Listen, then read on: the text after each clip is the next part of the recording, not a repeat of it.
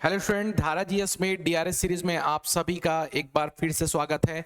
DRS series जिसमें हम 3 classes के माध्यम से आपको संपूर्ण सिलेबस करवा रहे हैं जो सीजीपीएससी के लिए बहुत ज़्यादा इंपॉर्टेंट है। टाइमिंग ध्यान रखिएगा, 11 से 12:30 में हम पढ़ रहे हैं यहाँ पर छत्तीसगढ़ जीएस। और इसके अलावा अगर हम बात करें दूसरा जो हमारा समय है 2 से 3:30 का, जिसमें हम सी सेट की क्लास देख रहे हैं। और उसके अलावा तीसरी क्लास जो हो रही है वो हो रही है 5 से 6:30 के बीच में। इस क्लास में हम देख रहे हैं पॉलिटी के बारे में, इंडियन पॉलिटी, भारतीय राज्य व्यवस्था के बारे में हम पढ़ रहे हैं। क्लियर है? जिसमें आज की क्लास है पार्लियामेंट, लोकसभा, राज्यसभा के बारे में हम जानेंगे, संसद के बारे में हम जानेंगे। क्लियर है क्या?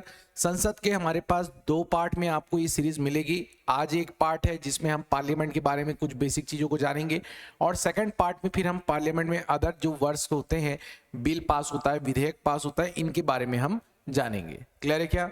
ठीक। इसके अलावा किसी को किसी प्रकार का डाउट हो तो बिल्कुल आप लोग कमेंट बॉक्स में पूछ सकते हैं। और ध्यान रखिएगा, जो हमारे पास धारा जीएस के जो रिवीजन सीरीज जो चल रही है डीआरएस सीरीज, इसका जो पीडीएफ है, ये पीडीएफ जो है आपको ऐप पर अवेलेबल करा दिया गया है। डन।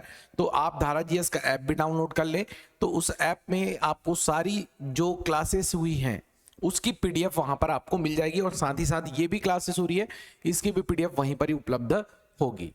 डन यहां तक? चलिए भाई, है ना? चलिए, तो हम बढ़ते हैं यहां पर टॉपिक की तरफ।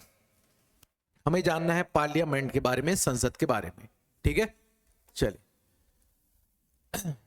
तो संसद के बारे में अगर हम बात करें, पार्लियामेंट के बारे में, ठीक, तो सबसे पहला पॉइंट की भाग जब हम 5 की बात करते हैं, भाग 5 की, पार्ट 5 की जब हम बात करते हैं, तो मैंने आपको बताया था पार्ट 5 में जब हम भाग 5 की हम बात करते हैं, पार्ट 5 की हम बात करते हैं, तो इस पार्ट 5 के अंतर्गत आपको पहली चीज क्या मिलेगी? यहां पर कार्यपालिका के बारे में जानकारी मिलेगी, एग्जीक्यूटिव के बारे में जानकारी मिलेगी, कार्यपालिका के बारे में जानकारी। उसके बाद अगर हम देखें यहां पर कार्यपालिका के बाद, तो आपको विधायिका के बारे में एक जानकारी मिल जाएगी, विधायिका के बारे में। और तीसरी जानकारी मिलेगी इस पार्ट 5 में, पार्ट 5 में वह होगी हमारे पास न्यायपालिका, न्यायपालिका के बारे में हमें जानकारी मिल जाती है। क्लियर है? ठीक। तो पार्ट 5 में मैंने आपको बताया था, पार्ट 5 जो है हमारे पास, ठीक है, आर्टिकल 52 से लेकर 151 तक आर्टिकल में हमारे पास भाग 5 है। ठीक। और इसमें अगर कार्यपालिका की बात करें तो कार्यपालिका आपको आर्टिकल 52 से 78 तक आपको देखने को मिलेगा कार्यपालिका। विधायिका की बात करें तो विधायिका आपको 79 से 123 तक आपको देखने मिलेगा, 123 तक। डन। और उसके बाद न्यायपालिका आपको 124 से 147 तक आपको देखने को मिल जाता है। और लास्ट इसके बाद हम बात करें तो आपको मिलेगा CAG, controller and auditor general, जिसके बारे में 148 से 151 में दिया गया है। 148 से लेकर 151 तक जानकारी दी गई है। ठीक। तो आज जो हमें टॉपिक पढ़ना है, कार्यपालिका के बाद जो दूसरा टॉपिक है वो है हमारे पास विधायिका। तो हम जानेंगे विधायिका के बारे में। ठीक है, विधायिका किसे कहेंगे? जहां पर विधायी कार्य होते हैं, जहां पर विधेयक पारित होता है, और जो विधेयक है वो कानून बनता है, बिल जो है लॉ बनता है, कानून बनता है, उसके बारे में हमको जानना है। क्लियर है? और विधायिका की हम बात करें तो विधायिका के, है ना, विधायिका में ही हमें क्या देखने को मिलता है? संसद के बारे में। विधायिका यानी कि संसद के बारे में, हमें पार्लियामेंट के बारे में जानकारी इन्हीं आर्टिकल्स में आपको देखने को मिलेगा। ठीक। तो पार्ट 5 की शुरुआत हम लोग करते हैं, या विधायिका के बारे में हम पढ़ते हैं, इसी विधायिका में हम संसद के बारे में देखेंगे। ठीक है, चलिए देखिए यहां पर कुछ प्रमुख आर्टिकल की एक बार चर्चा कर लेते हैं, फिर इसको पूरा का पूरा डिटेलिंग हम लोग करेंगे।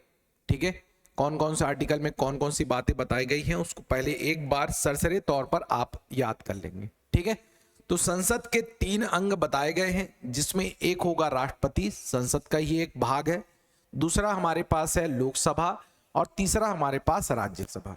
ठीक है, इस पार्ट को समझिएगा, जो बात मैंने बताई कि संसद जो होता है हमारे पास, पार्लियामेंट, ये क्वेश्चन पूछा हुआ है, पार्लियामेंट के 3 भाग होते हैं, 3 पार्ट। क्लियर है? एक जो राष्ट्रपति की भी हम बात करते हैं तो राष्ट्रपति भी क्या होता है, पार्लियामेंट का ही एक हिस्सा है, या कहना चाहिए संसद का ही एक भाग है। प्रेसिडेंट की हम बात करें, संसद का ही एक क्या है, भाग है। इसके अलावा अगर बात करें राष्ट्रपति के अलावा दूसरा जो व्यक्ति होता है, दूसरा जो यहाँ पर संसद में सदन होता है, सदन, वह है हमारे पास लोकसभा। एक सदन होता है हमारे पास क्या, लोकसभा। डन, लोकसभा, लोकसभा हम इसे कहेंगे। और एक होता है हमारे पास क्या, राज्यसभा। एक होगा हमारे पास क्या, राज्यसभा हम जिसे कहेंगे। डन, राज्यसभा। क्लियर है। तो जब हम संसद की बात करते हैं तो आपके ध्यान में आता होगा मोस्टली लोकसभा और राज्यसभा के बारे में, बट तीसरा भी एक अंग होता है राष्ट्रपति। क्लियर है। क्योंकि संसद में जो विधायी कार्य होते हैं, जो बिल पारित होता है, जो बिल पारित होता है लोकसभा या राज्यसभा से, वो अंतिम रूप से हस्ताक्षर के लिए सिग्नेचर के लिए किनके पास आएगा, वो आता है प्रेसिडेंट के पास। क्लियर है। इसीलिए ये भी क्या होते हैं, इसके तीसरे भाग में सम्मिलित होते हैं, यानी तीनों भाग के अंतर्गत आते हैं। क्लियर है क्या, ठीक। चलिए, तो जैसे हम आर्टिकल देख रहे थे, एक बार आर्टिकल देखेंगे फिर सारी चीजों को समझेंगे। तो सबसे पहले अगर हम आर्टिकल 79 की अगर हम बात करें, 79 की बात करें तो 79 में संसद के गठन के बारे में बताया गया है। क्लियर है कि संसद का जो गठन होगा वो राष्ट्रपति, लोकसभा और राज्यसभा से मिलकर बनेगा। ठीक है। जो संसद का जो गठन होगा, ध्यान रखेंगे, संसद का गठन राष्ट्रपति, लोकसभा और राज्यसभा से मिलकर बनेगा। क्लियर है। विजिबल है कि नहीं, ध्यान से देख लीजिए। थोड़ा सा मैं यहां पर जूम कर देता हूं जितना हो सके। ठीक है, जितना हो सकता है मैं जूम कर देता हूं ताकि आपको ये चीजें क्लियर नजर आए। डन, अब समझ में आ रहा होगा। अगला देखिए, आर्टिकल 80 की बात करेंगे। 80 में आपको राज्यसभा के बारे में बताया गया, राज्यसभा की संरचना के बारे में, जिसमें आपको बताया जाएगा कि मैक्सिमम जो सीट होती है राज्यसभा में वो कितनी होती है, 250 सीट होती है। आर्टिकल 81 में आएंगे तो यहां पर लोकसभा की संरचना बताई गई है और इसे ही कहा जाता है क्या, जनता का सदन। क्या कहा जाता है, जनता का सदन। सारी चीजों को पूरा डिटेल में करूंगा, बस आप ध्यान से समझिएगा। डन। आर्टिकल 81 के बाद 82 में, 82 को अलग से मैं बताऊंगा। 82 में बताया गया है कि जो जनसंख्या है जिस पर ये लोकसभा राज्यसभा की सीट डिसाइड की गई है, उस जनसंख्या निर्धारण के बारे में आर्टिकल 82 में हमें देखने को मिल जाता है। ठीक। उसके बाद आर्टिकल 83 में आएंगे तो सदन की अवधि के बारे में बताया गया है, जिसमें राज्यसभा के बारे में बताया गया है। क्लियर है। सदन की अवधि मतलब राज्यसभा के बारे में बताया गया और लोकसभा के बारे में यहां पर बताया गया है। डन। तो राज्यसभा क्या होता है कि स्थायी सदन होता है और लोकसभा क्या होता है, 5 वर्ष का इसका समय होता है। ठीक है। डन। चलिए, आर्टिकल 84 को अगर हम देखें तो सदस्यता के लिए योग्यता बताई गई है, कितनी कितनी योग्यता होनी चाहिए। जैसे मिनिमम एज अगर हम देखें यहाँ पर लोकसभा के लिए 25 होती है और राज्यसभा के लिए कितनी होती है, 30 होती है। ठीक। आर्टिकल 85 में देखें तो संसद के सत्र और सत्रावसान के बारे में बताया गया है। डन। और आर्टिकल 108 यहां पर यह बताता है कि किसी भी विशेष परिस्थिति में अगर कोई बिल पारित ना हो रहा हो तो संयुक्त बैठक बुलाई जाएगी। और आर्टिकल 110 जो है धन विधेयक के बारे में आपको जानकारी देता है। क्लियर यहां तक। तो ये कुछ बेसिक जानकारी आर्टिकल के बारे में। ठीक है, किस किस आर्टिकल में कौन सी बातें लिखी गई हैं इसको हमने देख लिया। डन। अब इसको डिटेलिंग देखते हैं, इसका एक विस्तार हम देखते हुए चलते हैं। ठीक है, विस्तार देखते हैं। आ जाइए, देखिए। तो सबसे पहला पॉइंट आपको जैसे मैंने बताया, पहला भाग यहां पर यह है कि अनुच्छेद 79 जो है बताता है कि संसद का जो गठन होगा उसमें 3 पार्ट उसके होंगे। क्लियर, 3 पार्ट होंगे, जिसमें एक होगा राष्ट्रपति, एक होगा राज्यसभा, एक होगा क्या, लोकसभा। क्लियर है। तो राष्ट्रपति की अगर बात करें तो सदन के सदस्य नहीं होते, परंतु कोई भी विधेयक जब बिल बनता है तो उस पर हस्ताक्षर किसके होते हैं, राष्ट्रपति की सहमति से ही या एसेंट से ही क्या होता है, वो बिल जो है एक कानून की शक्ल लेता है। इसके अलावा राज्यसभा की अगर मैं बात करूं, राज्यसभा, ठीक है, जिसमें हम देखते हैं राज्यसभा जो राज्यों और केंद्र शासित प्रदेशों का क्या करता है, प्रतिनिधित्व करता है। डन। और इसके अलावा लोकसभा की बात करें तो लोकसभा जो होता है यहां पर इनके सदस्य जो होते हैं जनता के द्वारा चुने जाते हैं। क्लियर है। तो ध्यान रखिएगा, राज्यसभा के जो मेंबर होते हैं उसका चुनाव हम नहीं करते, एक तरह से अप्रत्यक्ष चुनाव होता है। अप्रत्यक्ष चुनाव होता है। और लोकसभा के सदस्यों को हम डायरेक्ट क्या करते हैं, चुनते हैं। और सीधे चुनने के कारण इसे हम लोकसभा को जनता का सदन भी हम कहते हैं, क्योंकि लोगों से चुने हुए जो प्रतिनिधि हैं, लोगों के चुने गए प्रतिनिधि जो हैं डायरेक्ट कहाँ बैठते हैं, सीधे कहाँ बैठते हैं, लोकसभा में बैठते हैं। और राज्यों के जो प्रतिनिधि हैं, जो राज्य की बात करते हैं, राज्यों के जो प्रतिनिधि के रूप में जो कार्य करते हैं, वो राज्यसभा में बैठते हैं। क्लियर है क्या? ठीक, इसको आप सिंपल सी भाषा में ऐसे समझिए, अगर आपकी आवाज उठाने की बात कही जाए या आप लोगों की या जनता की बातों को जो रखने का काम करते हैं, वो लोकसभा के सांसद करते हैं, लोकसभा के सांसद करेंगे। और राज्यसभा में जो मेंबर, वहां पर राज्यसभा के सदस्य जो होते हैं, ये क्या करते हैं, ये राज्यों के जो मुद्दे हैं इसे उठाने का कार्य करते हैं। डन, जनता के मुद्दे उठाए जाएंगे लोकसभा में, और राज्य से जुड़े हुए हित के जो मुद्दे हैं ये उठाए जाते हैं कहां पर, राज्यसभा में उठाए जाते हैं। इतने पॉइंट समझ में आया? ठीक, तो तीन चीजों से तीन पार्ट होंगे हमारे पास, संसद के तीन अंग होंगे, एक होगा राष्ट्रपति, दूसरा होगा लोकसभा, तीसरा होगा राज्यसभा। इसके अलावा आप देख पा रहे हैं यहां पर राज्यसभा को उच्च सदन और इसे निम्न सदन कहा गया, किसको, लोकसभा को।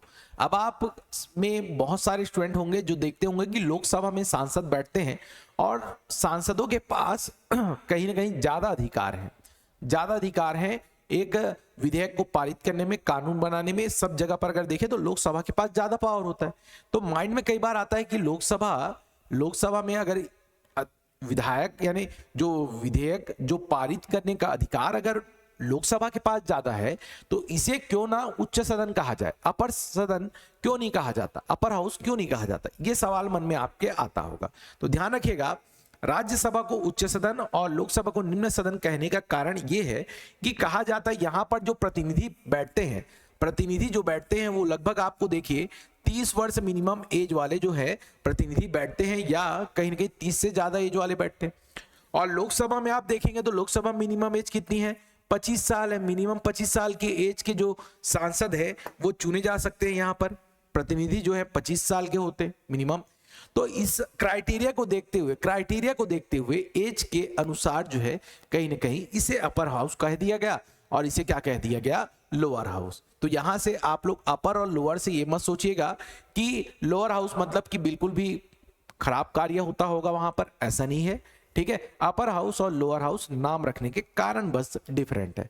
बाकी अगर आप देखें तो लोकसभा के पास शक्ति एज कंपैरिजन में आप देखें तो राज्यसभा से ज्यादा होती है। क्लियर है? तो ये समझ में आया आर्टिकल नंबर 79। ठीक है, चलिए आगे बढ़ते हैं यहां से। ठीक, इसके बाद अगर हम आर्टिकल नंबर 80 में आए, डन, आर्टिकल नंबर 80 की तरफ हम बढ़े, 80 की तरफ अगर हम आए, ठीक है, आर्टिकल नंबर 80 में अगर हम आए तो यहां पर राज्यसभा के बारे में बताया गया, राज्यसभा के बारे में। क्लियर है? आर्टिकल 80 में राज्यसभा के बारे में बताया गया। अनुच्छेद 80 के अनुसार जो है राज्यसभा में कितने मेंबर हो सकते हैं, 250 सदस्य क्या हो सकते हैं, वर्तमान में हो सकते हैं। बट ये मैक्सिमम नंबर बताया गया है, बट होते कितने हैं अभी के टाइम में, प्रेजेंट टाइम में कितने हैं, 245। कितने हैं, 245 मेंबर प्रेजेंट टाइम में अभी सदस्य हैं। बट मैक्सिमम पॉसिबिलिटी कितनी है, मैक्सिमम पॉसिबिलिटी है 250 की। बट बैठने वाले वर्तमान सदस्य कितने हैं, तो आप बोलेंगे सर 245, जिसमें आप देखेंगे कि 233 जो है इलेक्टेड मेंबर है, 233 जो है इलेक्टेड मेंबर है, और 12 जो होते हैं ये क्या होते हैं, नॉमिनेटेड होते हैं, जिसे राष्ट्रपति क्या करते हैं, नॉमिनेट करते हैं। डन, 12 सदस्य जो होंगे वो क्या होंगे, नॉमिनेटेड होंगे, मनोनीत होंगे। क्लियर है? 233 क्या हो गए, इलेक्टेड, और 12 क्या हो गए हमारे पास, नॉमिनेटेड मेंबर हुए। और टोटल हम देखें तो कितना हो जाएगा, 245 मेंबर यहां पर हो जाएंगे। क्लियर है? ठीक, इतनी बात सभी को समझ में आई। आप देखिए राष्ट्रपति जो मनोनयन करते हैं 80(3) के तहत उन्हें अधिकार दिया गया है, जिसमें उन्हें कहा गया है कि साहित्य, विज्ञान, कला, समाज सेवा, साहित्य, विज्ञान, कला और समाज सेवा, ये चार क्षेत्रों से ये उस क्षेत्र में उत्कृष्ट कार्य करने वाले, बहुत अच्छा कार्य करने वाले व्यक्तियों को, चाहे वो समाज सेवा में कार्य करे या साहित्य में, लिटरेचर में कार्य करे या विज्ञान के क्षेत्र में हो, उन्हें जो है राज्यसभा का मेंबर बनाया जा सकता है। यानी उनको किसी प्रकार का चुनाव लड़ने की जरूरत नहीं है, कोई भी चुनाव लड़ने की जरूरत नहीं है, डायरेक्ट इनका क्या हो जाएगा, मनोनयन हो जाएगा। तो यानी 12 लोगों को जो है, 12 लोगों को साहित्य, विज्ञान, कला और समाज सेवा से चुनकर राज्यसभा का क्या बनाया जाता है, सदस्य बनाया जाता है। इतनी बात समझ में आई भी सभी को? चलिए अब हम यहां पर चुनाव की प्रक्रिया की हम बात करें। चुनाव डन। जैसे मैंने बताया कि राज्यसभा के जो मेंबर हैं, राज्यसभा के मेंबर, ध्यान रखिएगा आप लोग उसका चुनाव नहीं करते। राज्यसभा के मेंबर की मैं बात करूं, राज्यसभा के मेंबर जो होते हैं ये इनडायरेक्ट इलेक्शन, अप्रत्यक्ष चुनाव के द्वारा चुने जाते हैं। इनका चुनाव कैसे होगा, इनडायरेक्ट होगा, अप्रत्यक्ष रूप से होगा। इनडायरेक्ट होगा, अप्रत्यक्ष इनका चुनाव होगा, जनता इन्हें सीधा नहीं चुनेगी। इनके निर्वाचन मंडल की बात करें, इलेक्टोरल कॉलेज की बात करें, तो इसमें जो है शामिल कौन होंगे, विधानसभा के राज्य की विधानसभा के निर्वाचित एमएलए जो हैं इनके चुनने का कार्य करते हैं। इनको चुनने का काम कौन करेंगे, जो राज्यसभा के विधानसभा के जो निर्वाचित सदस्य हैं वो क्या करते हैं, राज्यसभा के मेंबर्स को चुनने का कार्य करते हैं। क्लियर है? यानी आपने क्या किया, विधायकों को चुना और विधायकों ने राज्यसभा के सदस्यों को चुनने का कार्य किया। डन यहां तक? अब देखिए इसमें जो सिस्टम अपनाया जाएगा वो होगा अनुपातिक प्रतिनिधित्व पद्धति, और साथ ही साथ एकल संक्रमणी मत यह आधार बनता है इसमें निर्वाचन का। इतना पॉइंट समझ में आया? ठीक। अगला पॉइंट ध्यान देंगे, नेक्स्ट पॉइंट, जो सीटों का जो आवंटन होता है, एलोकेशन ऑफ सीट जो किया जाता है, एलोकेशन ऑफ सीट जो होता है वो इस आधार पर होता है कि किस राज्य को कितने सीट मिलेगी। ये संविधान की 4वीं अनुसूची में दिया गया है।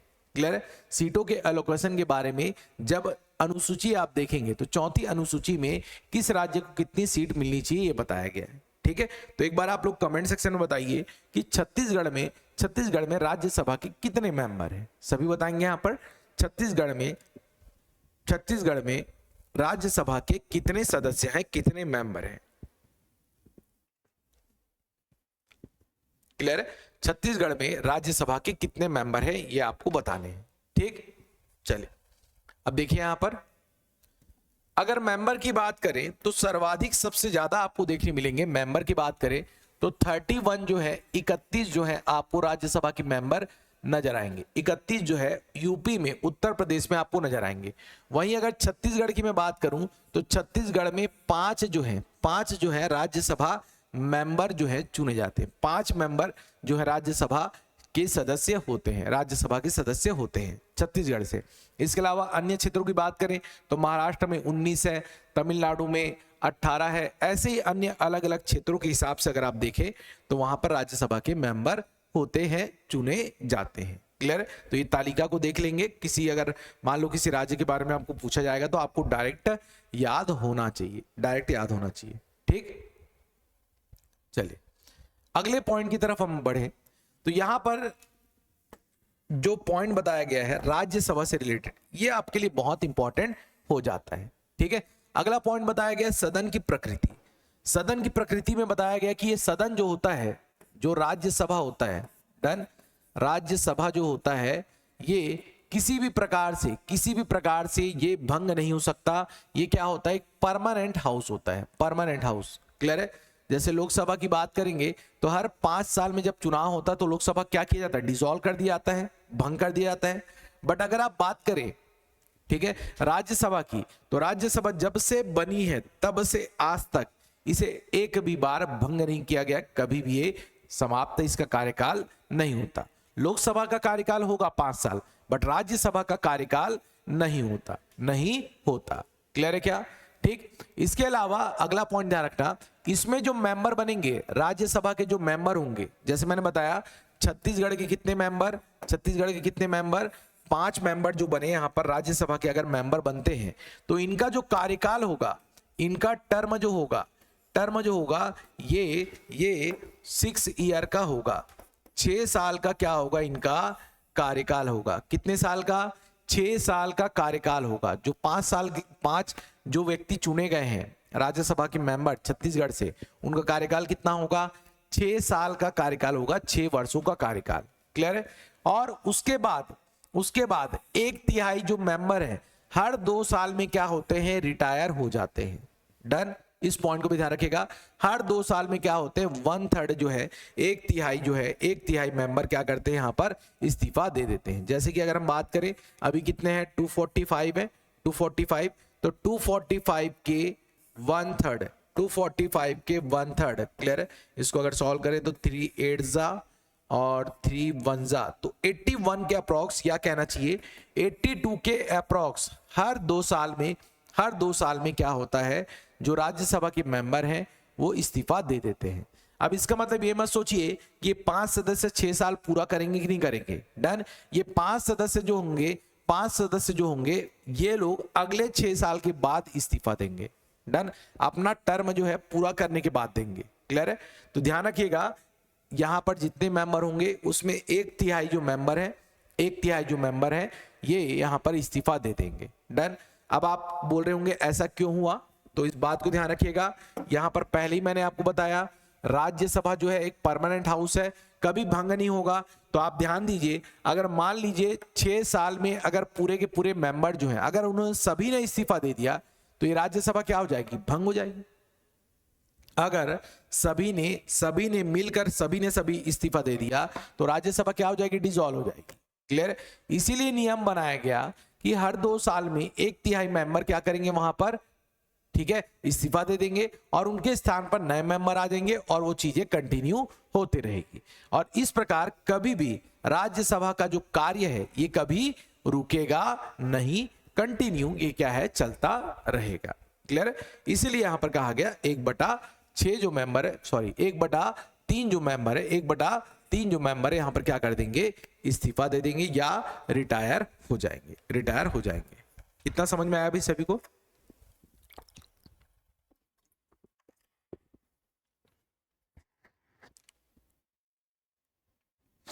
चलिए भाई आगे बढ़े, यहां से अगले पॉइंट की तरफ आइए। ठीक है, नेक्स्ट पॉइंट की तरफ। अब आर्टिकल नंबर अगर मैं 84 की बात करूं, आर्टिकल नंबर 84 की अगर बात करूं तो राज्यसभा में कौन उसका सदस्य बन सकता है, इसके बारे में बताया गया। तो सबसे पहला पॉइंट बताया गया कि वह भारत का क्या होना चाहिए, नागरिक होना चाहिए, सिटीजन ऑफ इंडिया होना चाहिए। मिनिमम एज की बात करें तो मिनिमम एज जो है 30 वर्ष होनी चाहिए। कितनी होनी चाहिए मिनिमम एज? 30 वर्ष होनी चाहिए, 30 वर्ष से कम नहीं होनी चाहिए, 30 वर्ष से न्यूनतम होनी चाहिए उनकी एज। क्लियर है क्या? इसके अलावा, ठीक है, शपथ के बारे में अगर हम बात करें, ओथ या शपथ के बारे में, तो ये जो है तीसरी अनुसूची में इसके बारे में जानकारी दी गई है कि निर्वाचन आयोग जिस भी अधिकृत व्यक्ति को, प्रिसाइडिंग ऑफिसर को वहां पर बैठाएगा, उसके समक्ष यहां पर राज्यसभा के मेंबर क्या लेंगे, शपथ लेंगे। क्लियर है क्या? ठीक। और लास्ट जो पॉइंट है संसदीय योग्यता के बारे में बताया गया कि उसके पास वो सारी योग्यताएं होनी चाहिए जो संसद द्वारा बनाई गई किसी विधि, लोक प्रतिनिधित्व अधिनियम, ठीक है, पीआर पीपल रिप्रेजेंटेशन 1951 के अकॉर्डिंग जो बताया गया उसकी शर्तों को इसको पूरा करना चाहिए, तभी वो राज्यसभा का क्या बनेगा, मेंबर या सदस्य बनेगा। क्लियर है क्या? ठीक। चलिए अब देखिए, जैसे मैंने आपको बताया representation people of representation act 1951, ठीक है, जिसमें आपके लिए सबसे इंपॉर्टेंट चीज ये है कि शुरुआत में ऐसा था कि जो राज्यसभा के जो मेंबर बनते थे, राज्यसभा के जो मेंबर होते थे, उसे कहा गया था कि वो उसी राज्य का होना चाहिए, उसी राज्य का, छत्तीसगढ़ का तो छत्तीसगढ़ का होना चाहिए। परंतु उसे बदलते हुए बाद में जब बदलाव हुआ तो भारत के किसी भी संसदीय निर्वाचन क्षेत्र में, ठीक है, किसी भी क्षेत्र में, ठीक है, बिहार है, उत्तर प्रदेश है, तमिलनाडु, किसी भी क्षेत्र में निर्वाचक के रूप में अगर वो पंजीकृत है, उसका नाम पंजीकृत है, एक इलेक्टोरल के रूप में यहां पर अगर पंजीकृत है, तो वो राज्यसभा का चुनाव लड़ सकता है। क्लियर है? राज्यसभा का चुनाव लड़ सकता है। डन। तो डोमिसाइल वाला जो यहां पर मुद्दा था उसे वर्ष 2003 के संशोधन के बाद अब जो है उम्मीदवार राज्य का निवासी ना हो, ये बात कह दी गई है। क्लियर है? राज्य का हो भी सकता है, कोई दिक्कत नहीं है, बट अगर छत्तीसगढ़ के लिए मान लो 5 मेंबर अगर चुने जा रहे हैं, 5 मेंबर अगर चुने जा रहे हैं तो ये जरूरी नहीं है कि वो पांचों के पांचों जो हो छत्तीसगढ़ के डोमिसाइल हो या छत्तीसगढ़ के निवासरत व्यक्ति हो, ये जरूरी नहीं है।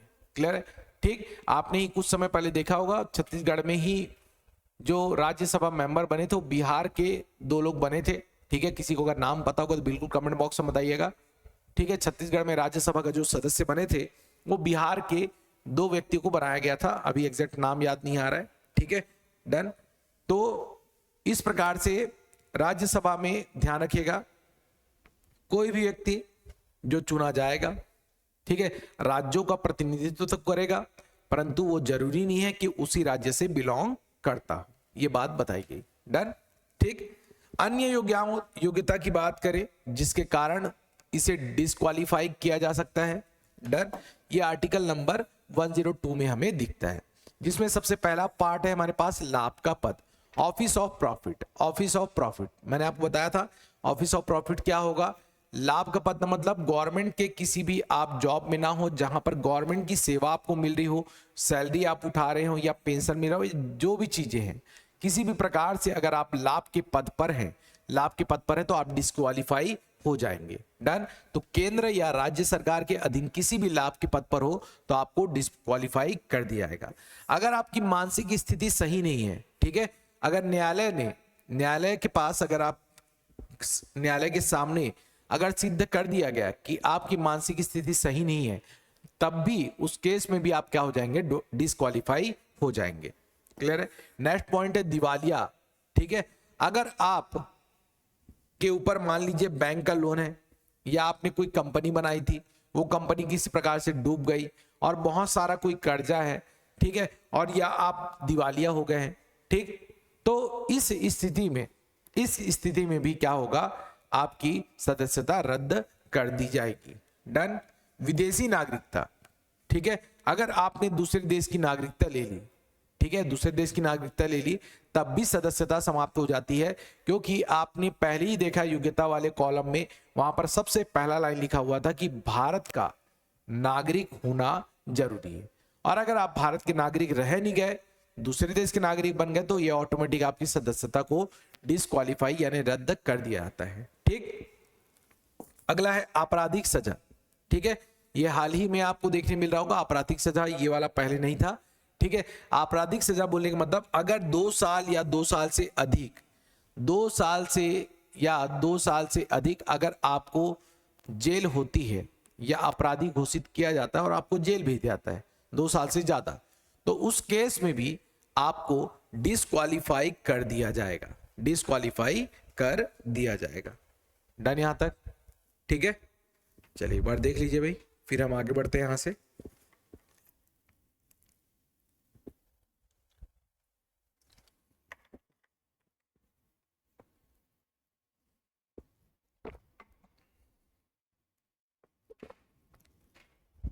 चलिए बिल्कुल आर्टिकल बिल्कुल ध्यान से देखेंगे, सभी आर्टिकल को बिल्कुल ध्यान समझते चलिए। 79 में आपको संसद के बारे में बताया गया। संसद के 3 अंग, लोकसभा, राज्यसभा और ठीक है राष्ट्रपति, जिसमें आर्टिकल 79 के बाद जो पहला आर्टिकल हमारे पास आया 80 में आपको राज्यसभा और उसके बाद 81 में लोकसभा के बारे में बताया गया। ठीक है, राष्ट्रपति के बारे में तो पहले ही पढ़ लिया हम लोग, राष्ट्रपति ने क्या उनके कार्य हैं, क्या विधायी कार्य है, कौन से पावर उनके पास है, वो सारी चीजों को हमने डिस्कस पहले ही कर लिया है। ठीक, तो अभी हमको जो पढ़ना है लोकसभा राज्यसभा के बारे में पढ़ना है। डन। तो यहां तक राज्यसभा के बारे में हम पढ़ लिए। अब आगे बढ़ते हैं अगले आर्टिकल 81 में। डन, अगले आर्टिकल 81 में, तो इसी आर्टिकल में हमें लोकसभा के बारे में बताया गया है। इसी आर्टिकल में क्या बताया गया है? लोकसभा के बारे में हमें बताया गया है। इस आर्टिकल में लोकसभा के बारे में हमें बताया गया, आर्टिकल 81 में लोकसभा के बारे में बताया गया। क्लियर है क्या इतना पॉइंट? ठीक, लोकसभा के बारे में अगर हम देखें तो लोकसभा को ही हम क्या कहते हैं? जनता का सदन कहते हैं। जनता का सदन, क्योंकि जनता द्वारा चुने गए जितने भी प्रतिनिधि होते हैं, रिप्रेजेंटेटिव होते हैं, ये कहां बैठते हैं? लोकसभा में बैठते हैं, लोकसभा में। क्लियर है? ठीक, और प्रेजेंट टाइम में अगर हम देखें, अभी जो लोकसभा के मेंबर हैं वो कितने हैं? 543 मेंबर या सदस्य अभी वर्तमान में हैं। ठीक है, तो ध्यान रखिएगा। लोकसभा में अगर हम बात करें यहां पर, तो लोकसभा के बारे में आर्टिकल 81 में जानकारी है। लोकसभा को जनता का सदन कहा जाता है। इसमें टोटल मेंबर कितने होंगे? 543। ठीक है, ये मेंबर बिल्कुल याद रखिएगा। ठीक है, जो मेंबर के बारे में जानकारी मैं दे रहा हूं उसको ध्यान रखिएगा। राज्यसभा में वर्तमान में कितने हैं? 245 है, जिसमें आपको ध्यान रखना है हमेशा 233 जो है ये निर्वाचित होते हैं और 12 क्या होते हैं? मनोनीत होते हैं। वैसे लोकसभा की बात करें तो लोकसभा में 243 होते थे और उसके अलावा 2 हमारे पास क्या थे? इसमें एंग्लो इंडियन थे। 2 क्या थे? एंग्लो इंडियन, जिसे अब रद्द कर दिया गया है। इनका निर्वाचन या बोलना चाहिए मनोनयन नहीं होता। क्लियर है? अगर आपको बोला जाए मूल संविधान में यहां पर क्या था, तो आप बताएंगे 2 एंग्लो इंडियन का मनोनयन की बात यहां पर की गई है। 2 एंग्लो इंडियन के मनोनयन की बात है, जिसे आगे चलकर संविधान में संशोधन करके निरस्त कर दिया गया है, यानी अब ये 2 पद नहीं रह गए। डन। तो आपके पास अब कितने हैं? तो ध्यान रखना 545 में अब 2 हटने के बाद 543 मेंबर हमारे पास है। ठीक है, चलिए देखिए यहां पर मैक्सिमम स्ट्रेंथ की बात की जाए, अधिकतम संख्या कितनी होनी चाहिए? तो अधिकतम संख्या ध्यान रखिएगा, अधिकतम संख्या 550 हो सकती है, 550। अधिकतम कितने लोग हो सकते हैं? 550। क्लियर है? बट है कितने? 545। उस 545 में भी 2 को क्या कर दिया गया? 2 का नॉमिनेशन खत्म कर दिया गया है। एंग्लो इंडियन अब चुने नहीं जाते। क्लियर है? ठीक। इसके अलावा ध्यान रखिएगा 104 नंबर का जो संशोधन हुआ, अमेंडमेंट हुआ, उसके तहत ही 104 नंबर के अमेंडमेंट के तहत ही इसे समाप्त किया गया है, रद्द किया गया है। इतना पॉइंट समझ में आया? ठीक है, कौन से अमेंडमेंट? 104 के तहत। एंग्लो इंडियन का मतलब क्या होता है इसे भी समझिएगा। एंग्लो इंडियन किसे कहते हैं? एंग्लो इंडियन के मतलब ये है कि जिनके पिता जो होंगे वो क्या होंगे? यूरोपियन होंगे, यानी अंग्रेज होंगे। और माता क्या होगी? जिनकी इंडियन होगी, माता क्या होगी? इंडियन होगी। ठीक, पिता यूरोपियन और माता क्या है? भारतीय है। उन्हें हम क्या कहते हैं? एंग्लो इंडियन कहते हैं। ठीक, तो शुरुआत में जब हम बात करें, भारत जब आजाद हुआ था, ठीक है, उस समय कहीं ना कहीं ब्रिटिश शासन था, ब्रिटिश रूल था। और उस समय पर अगर देखें तो बहुत सारे अंग्रेजों ने भारतीय महिलाओं से भी विवाह किया था। तो उस समय अगर देखें तो शुरुआत में एंग्लो इंडियन की संख्या बहुत ज्यादा थी और एक तरह से एंग्लो इंडियन को प्रतिनिधित्व देने के लिए 2 सीट रखी गई थी। बट अब आजादी के लगभग हम 70 साल बाद, आजादी के 70 साल बाद अब अगर हम देखें तो एंग्लो इंडियन का कोई औचित्य नहीं बचा। अब कोई एंग्लो इंडियन ही नहीं बचा। अब कौन सा अंग्रेज यहां पर विवाह कर रहा है? ठीक है, या एंग्लो इंडियन कोई है? ठीक है, तो वैसा कोई रह ही नहीं गया है ना, अंग्रेज भी चले गए, सारी चीजें हो गई। ठीक, तो एंग्लो इंडियन अगर नहीं है तो नॉमिनेशन करने से क्या फायदा? ठीक है, नॉमिनेशन को कोई मतलब ही नहीं रहा। इसीलिए ये 2 पद को क्या कर दिया गया? समाप्त कर दिया गया। 2 पद क्या हो गए यहां पर? समाप्त हो गए, जो एंग्लो इंडियन से रिलेटेड है। ठीक है,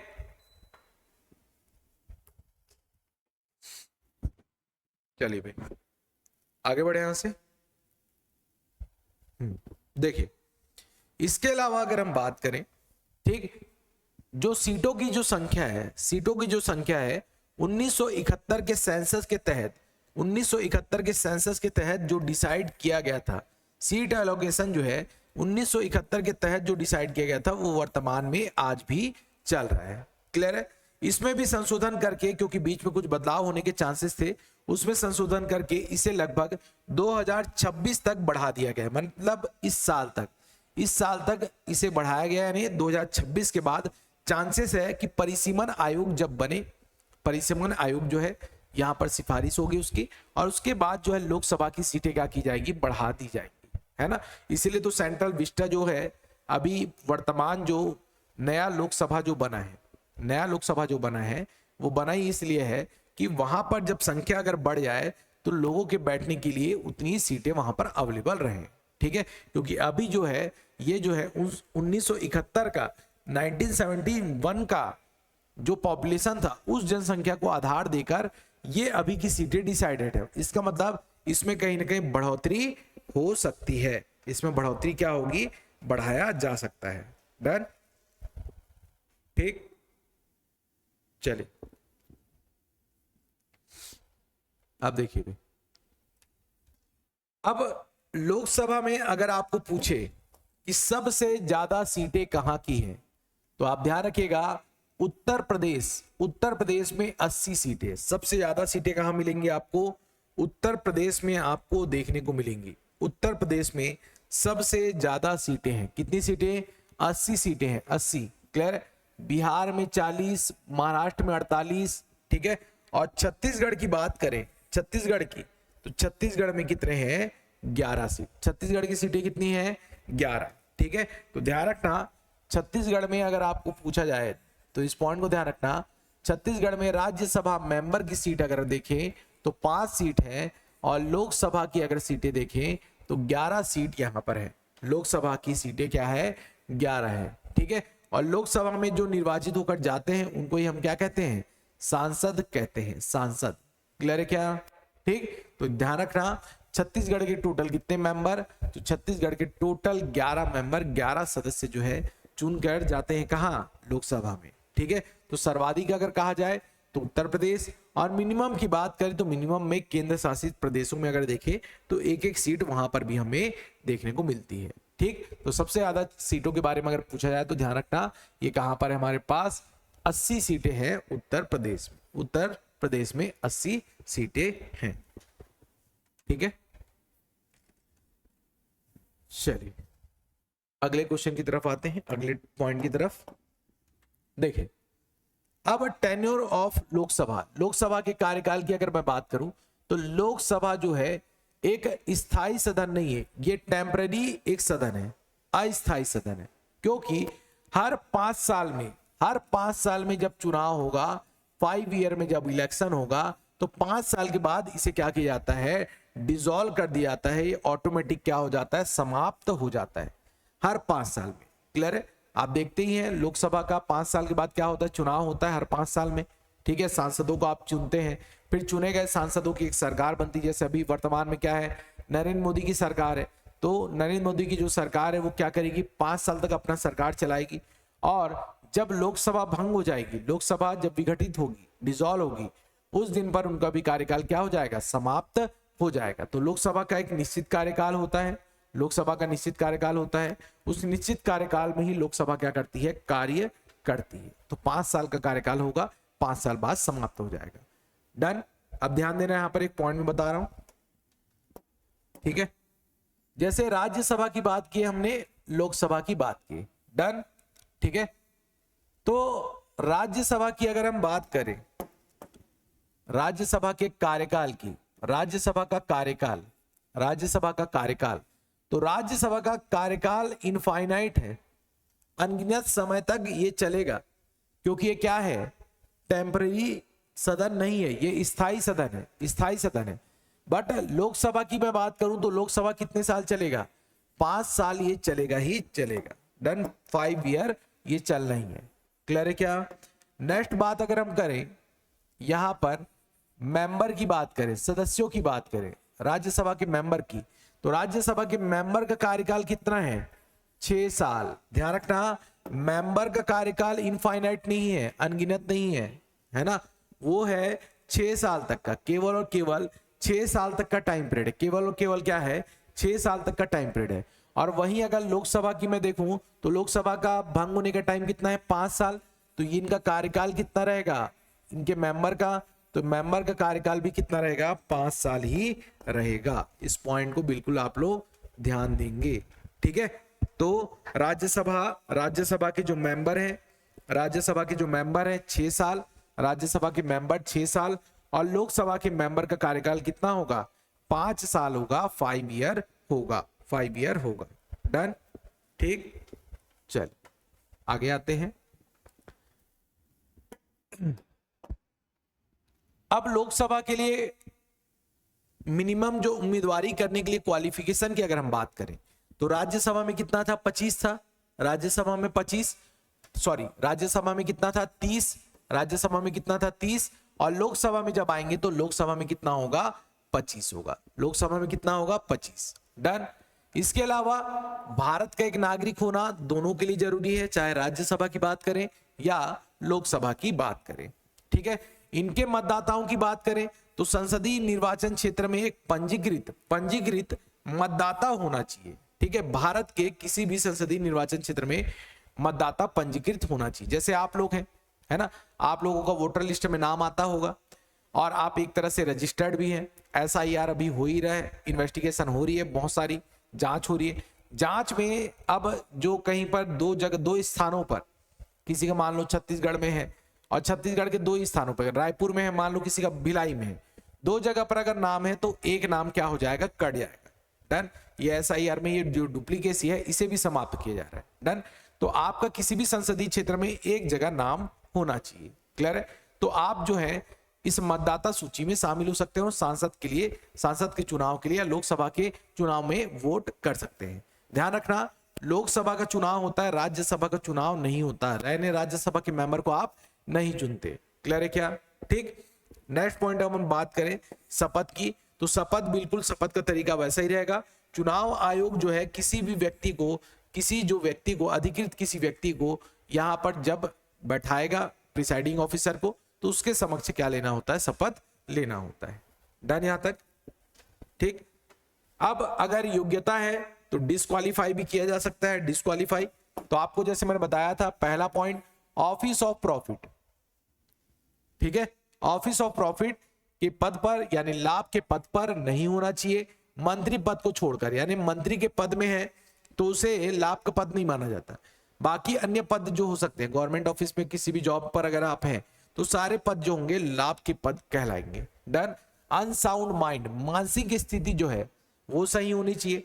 आपराधिक सजा नहीं होनी चाहिए, 2 साल से ज्यादा के लिए आपको कोई सजा नहीं दी गई हो। डन। इसके अलावा डिफेक्शन लॉ मतलब दल बदल के तहत आपको यहां पर डिस्क्वालीफाई ना किया गया। क्लियर यहां तक?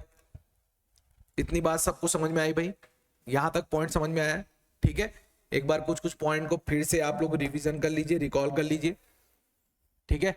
कुछ पॉइंट का बिल्कुल ध्यान रखिएगा। ठीक है। अगर मैं इस प्रकार से राज्यसभा लोकसभा को अलग अलग कर दूं, ठीक है, राज्यसभा और ये लोकसभा मान लो, ठीक है, तो एज की बात करें, एज कितना होना चाहिए? राज्यसभा के लिए 30 साल होना चाहिए। ठीक है। और यहां कितना होना चाहिए? 25 साल होना चाहिए। डन। इसके अलावा अगर हम देखें तो राज्यसभा को हम क्या कहते हैं? ठीक है।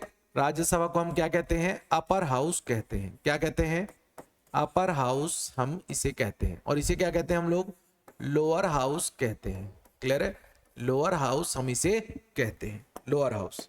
ठीक है। इसके अलावा अगर आप देखें तो यहां पर जो चुनाव होता है वो क्या होता है? इनडायरेक्ट होता है। क्लियर है? अप्रत्यक्ष रूप से आप चुनते हैं। और लोकसभा के मेंबर को कैसे चुनेंगे आप लोग?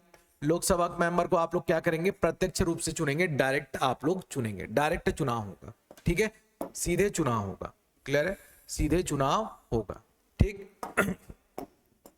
इसके अलावा राज्यसभा में संख्या की बात कर रहे हैं, है ना, यहां पे जो संख्या की बात करें तो संख्या कितनी हो सकती है यहां पर?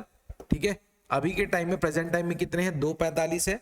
245, जिसमें आप देखें कितना? 233 प्लस 12 क्या है? मनोनीत। और यहां पर कितने हमारे पास है ना, यहां कितने हमारे पास? 545, जिसमें 543 जो है अब वर्तमान में है, वर्तमान में और 2 को 104 संशोधन के तहत समाप्त कर दिया गया। तो वर्तमान में कितने हैं? 543 मेंबर है। क्लियर है क्या? ठीक। इसके अलावा अगला पॉइंट और याद रख सकते हैं, राज्यसभा क्या है? एक स्थायी सदन है, एक स्थायी सदन है, और ये जो है एक अस्थायी सदन है। क्या है? अस्थायी सदन। ठीक है। इसके अलावा इसके जो मेंबर है, ठीक है, 1/3 मेंबर जो है हर 2 साल में रिटायर हो जाएंगे। 2 साल में रिटायर। और इनके मेंबर का कार्यकाल कितना होगा? 5 ईयर का कार्यकाल होगा ही। डन। 5 ईयर का कार्यकाल होगा। ठीक।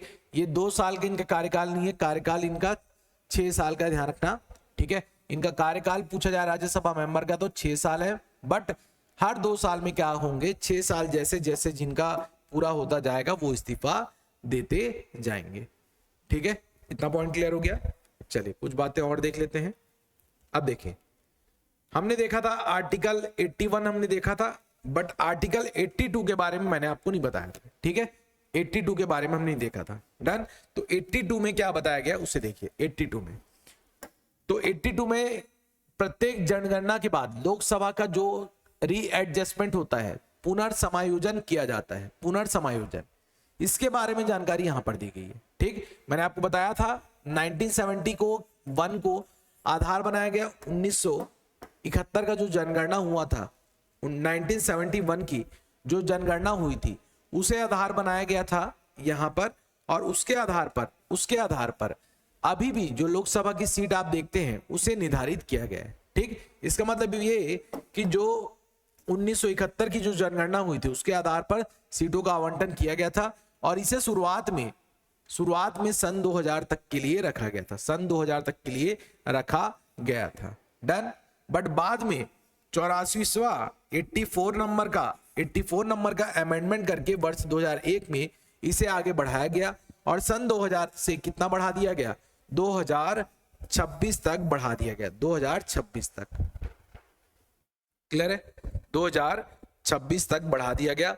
और अब बोला जाएगा कि भाई 2026 तक की जो जनगणना होगी, जो भी पहली जनगणना होगी, उसके आंकड़ों तक ये सीट की संख्या नहीं बदली जाएगी। और वर्तमान में देखें तो 2021 में जनगणना होती थी, बट कोरोना और ये सब चीजें जो महामारी आई उसके कारण 2021 में जनगणना नहीं हुई। ठीक है, और जनगणना नहीं हुई तो अभी वर्तमान में कहा जा रहा है कि 2026 में होगी। तो 2026 में जब जनगणना होगी तो अब जो है सीटों का पुनर्निर्धारण किया जाएगा, रीएडजस्टमेंट किया जाएगा। क्लियर यहां तक? कहीं पे कोई डाउट? बिल्कुल ध्यान से देखिए भैया, आज हम लोग लोकसभा राज्यसभा की बेसिक चीजों को देख रहे हैं। कल हम लोग इनके, है ना, इनके पावर के बारे में भी जानेंगे, या बोलना चाहिए इनके कार्यों के बारे में भी हम लोग समझते चलेंगे। अभी बताइए इतनी चीजें समझ में आई कि नहीं आई? ठीक है, देखेंगे ध्यान से।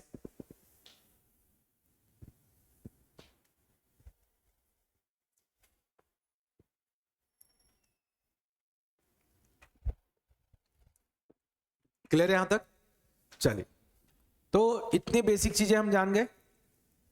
लास्ट एक छोटा सा पॉइंट में डिस्कस कर रहा हूं, वो है एंटी डिफेक्शन लॉ, दल बदल नियम। ठीक है, मैंने आपको बताया था कि लोकसभा के सांसद जो हैं अयोग्य घोषित किए जा सकते हैं, है ना, किसके तहत? अयोग्यता दल बदल कानून के तहत।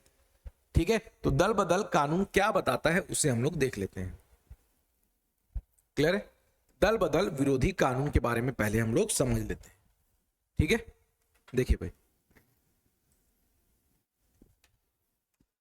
अगर आप अनुसूची को देखें, शेड्यूल को, तो अनुसूची 10 में 10th शेड्यूल में एंटी डिफेक्शन लॉ के बारे में बताया गया है। ठीक है, जब आपका 9th नंबर का शेड्यूल ऐड किया गया था तो उसके बाद ही 10th नंबर का शेड्यूल भी आपको देखने मिलेगा।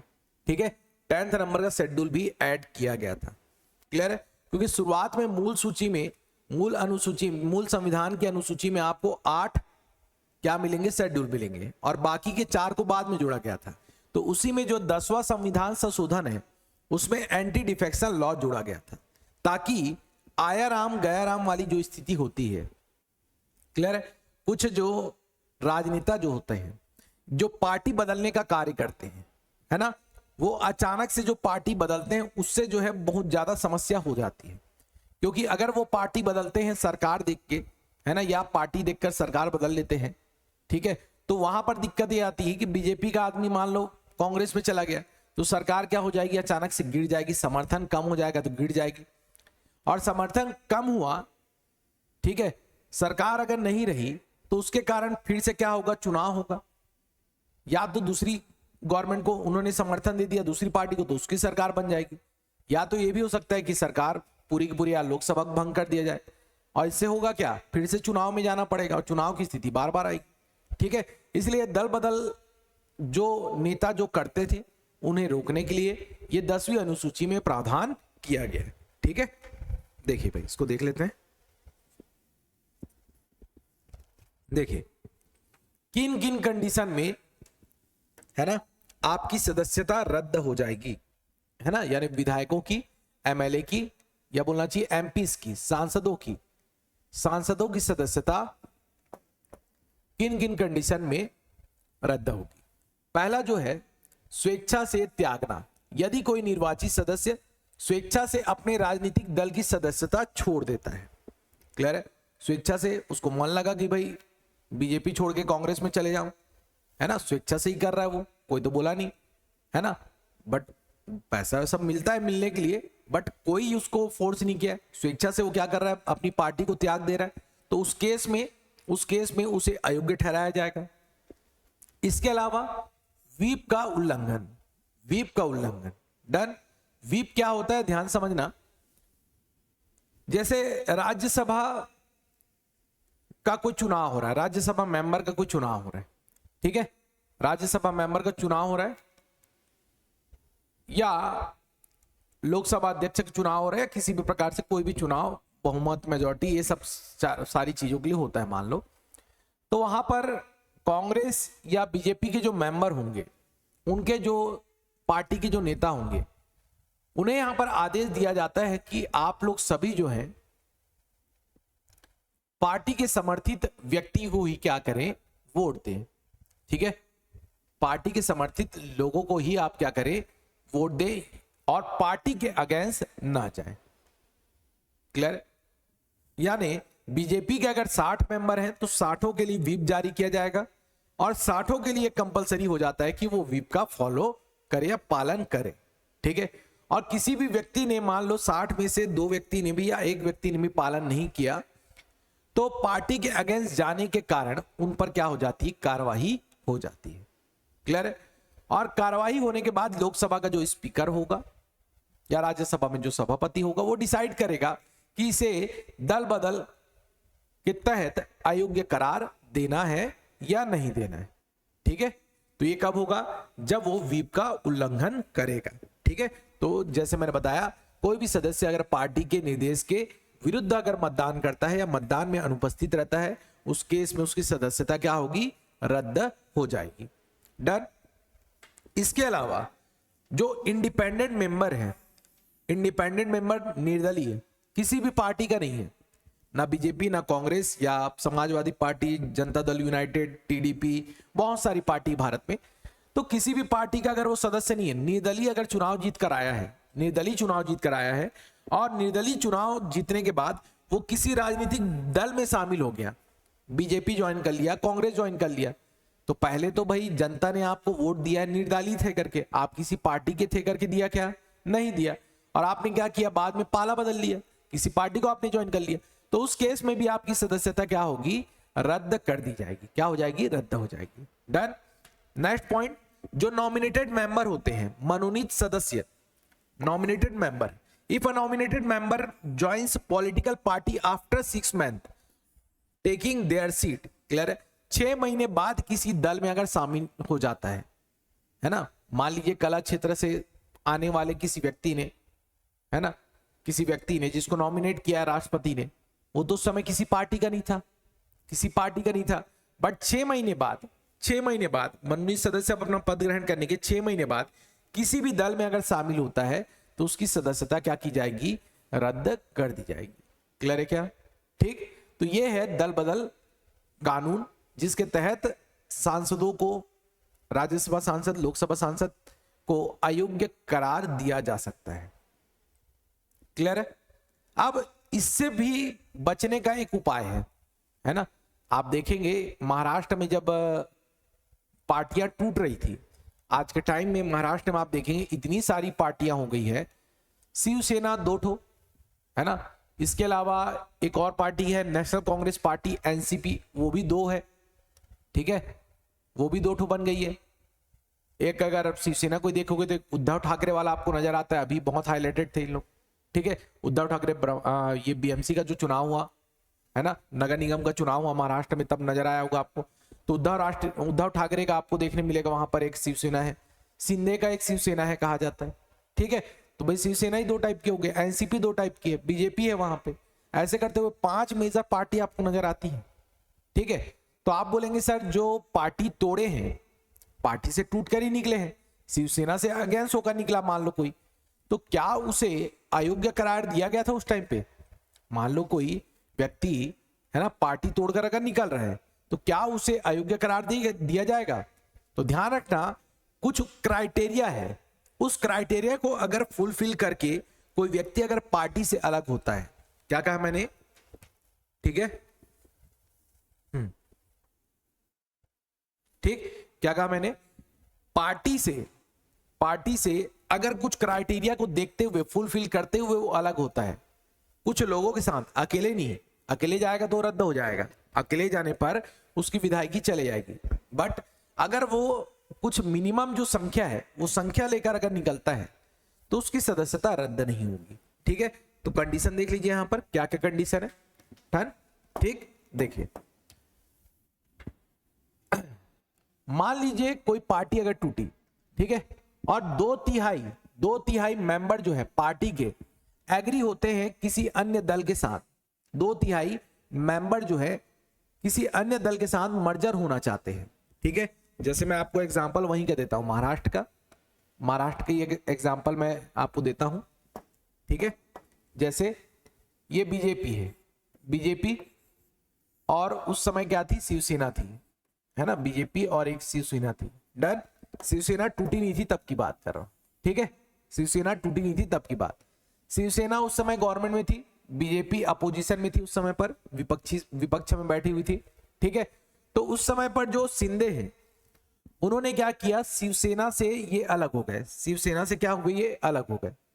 और शिवसेना से अलग होने के बाद 2/3 अगर वो मेंबर लेकर अगर निकलते हैं, है ना, मेंबर लेकर निकलते हैं, मान लीजिए यहां पर 90 शिवसेना के मेंबर है, 90, और 90 के अगर ये 2/3 लेकर अगर निकलते हैं, 2/3 क्लियर है, 2/3 अगर ये निकल के जाते हैं, यानी 60 लोगों को अगर लेकर ये जाते हैं, 60 लोगों को अगर लेकर जाते हैं तो इनका जो मर्जर है, ये जो 60 लोग हैं इनका मर्जर किस में हो जाएगा, बीजेपी में कर दिया जाएगा, बीजेपी में कर दिया जाएगा, डन। तो उसी पॉइंट को बताया गया कि किसी दल से कम 2/3 सदस्य अगर किसी अन्य दल में विलय के लिए सहमत होते हैं, ठीक है, 60 अगर सदस्य क्या होते हैं अन्य दल में मिलने के लिए, जैसे शिवसेना के जो लोग हैं वो अगर मिलना चाहते हैं किसमें, बीजेपी में, तो ऐसे में उनकी सदस्यता रद्द नहीं होगी, ठीक है, ऐसे में वो अयोग्य नहीं ठहराए जाएंगे,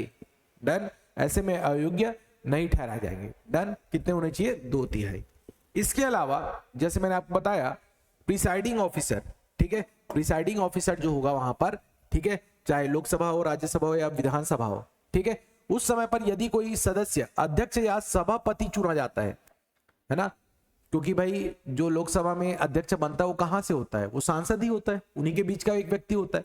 राज्यसभा में जो अध्यक्ष होता है या कहना चाहिए सभापति होता है, वो वाइस प्रेसिडेंट होता है राज्यसभा का, है ना, राज्यसभा का सभापति क्या होता है, वो होता है वाइस प्रेसिडेंट। बट लोकसभा में जो अध्यक्ष चुना जाता है या विधानसभा में जो अध्यक्ष चुना जाता है वो कौन होता है, राज्यसभा का मेंबर होता है, जैसे सॉरी विधानसभा का मेंबर होता है या लोकसभा का मेंबर। जैसे आप देखें छत्तीसगढ़ में 90 विधायक हैं। डॉक्टर रमन की बात करें तो डॉक्टर रमन भी क्या है, एक विधायक है, बट उन्हें कहां से चुना गया, उसी विधानसभा में चुना गया और वो उन्हीं बीच के क्या थे, मेंबर थे, ठीक है, तो वो क्या बने, विधानसभा अध्यक्ष बन गए, ठीक। तो ध्यान देना यहां पर क्या कहा जा रहा है, यदि कोई सदस्य अध्यक्ष या सभापति चुना जाता है और यदि वह अपनी पार्टी छोड़ सकता है, ठीक है, तो वह अपनी पार्टी छोड़ सकता है और पद छोड़ने के बाद फिर से शामिल हो सकता है। क्लियर है क्या, ठीक। यहां पर क्या बताया गया कि if a member elected as a speaker और chairman they may resign from their party and rejoin after leaving the post. Clear है, अपने पद को छोड़ने के बाद वो फिर से क्या कर सकते हैं, पद को छोड़ने के बाद फिर से वो पार्टी को ज्वाइन कर सकते हैं। क्लियर है यहां तक, ठीक है। आप किसी मान लो अध्यक्ष के पद पर आप चुन लिए गए हैं और अगर आपने पार्टी को छोड़ दिया तो आपकी सदस्यता रद्द नहीं होगी। क्लियर है, रद्द नहीं होगी, ठीक है। और पद छोड़ने के बाद पद यानी अध्यक्ष के पद को छोड़ने के बाद वापस आप पार्टी में शामिल हो सकते हैं। ठीक है, डन। तो ये है क्या, अपवाद, जिस केस में आपको अयोग्य करार नहीं दिया जाएगा। और पूरा का पूरा योग्यता अयोग्यता ये सारी चीज जो है ना, लोकसभा के स्पीकर, विधानसभा के स्पीकर, अध्यक्ष, राज्यसभा के सभापति, यही लोग डिसाइड करते हैं। कुछ भी ऊपर नीचे होता है ये लोग समझ लेते हैं, है ना। आप इसके गहराइयों में जाओगे तो आपको समझ में आएगा, बहुत बड़े बड़े खेल होते हैं इसमें दल बदलने में। ठीक है, यहां तक बताएंगे सभी। यहां पर किसी कोई समस्या, यहां पर इतनी चीजें समझ में आई कि नहीं आई, बताएंगे सभी। ठीक है, चलिए तो आज के लिए हम इतना ही रखते हैं। पार्लियामेंट के पहले भाग को आज हमने देखा, कल हम सेकंड पार्लियामेंट के भाग को देखेंगे, जिसमें हम जानेंगे कि किस किस प्रकार के बिल होते हैं, विधेयक होते हैं, और इसे पारित करने की किस प्रकार की प्रक्रिया होती है।